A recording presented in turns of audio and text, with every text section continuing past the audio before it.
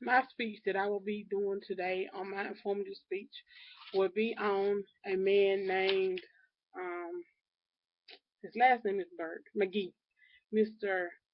Darnell McGee. Is actually a man from New York or St. Louis and New York who has been knowingly spreading the HIV virus to as many as maybe 300 people. It was said that he obtained the virus through someone else, and after his mother passed, he's been going down the whirlwind and having all kind of troubles and heartache. And so what he's done in return is he's been spreading AIDS to other people, men and women. They said it's about 300 people. He's got young girls. They say he's looking for the weak. He was a talented skater. He was said to be a known drug dealer. So when these little young girls see him, they see the flashy clothes and the jewelry and the car and all this and his skating skills, and they all fell for it. And didn't know what they didn't know was that he had the HIV virus and that he was spreading it, and he was spreading it. And there was rumors of him having the HIV virus, but of course, every time someone confronted him, he denied it. Mr. Burt, he actually is from St. Louis, but he was it was caught where he was actually killed, murdered. They suspect that it was someone that he may have given the HIV virus to, but it's still not known. But he was killed one day when he was riding down the street. Him and a female companion of his were riding down the street, and he was shot and killed. She got out of the car and she ran. They still don't know who killed him, but he was from St. Louis. He's actually spread AIDS in St. Louis and also in New York. Um, they know he has the virus. The health inspectors have been, the health department has been out looking for him several times.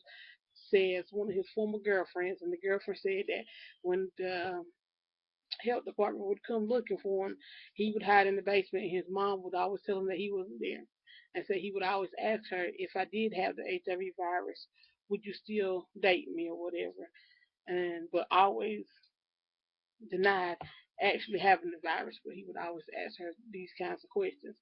Um, I think he started back in 2003 is when he actually started the spread of the virus. And so far, they've only got maybe, I think, like 60 some women have actually come forth and been tested. And out of those 60 some women, there's 20 some women who actually have the HIV virus and they've contracted it from Mr. McGee. This is a photo of Mr. McGee. Um, this was published in the New York Times, and this was this was actually when they were looking for him, and they were looking for him for spreading of the HIV virus. But as you can see, as I stated earlier, he was killed. He was actually murdered while riding down the street.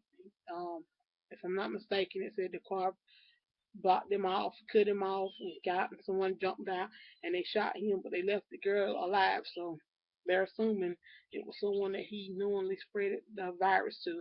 But he was wanted, but at the time he's no longer wanted because he was murdered.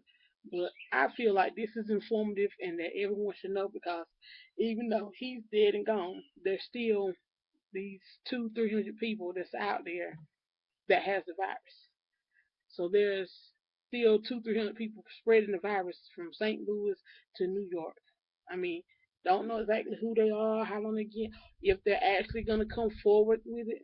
But I feel like this is informative because the ones that are visiting St. Louis and New York and out in that area, they should know this because they could be putting their own self at danger by being with someone that he's been with. This is my informative speech on Mr. McGee with spreading of the HIV virus.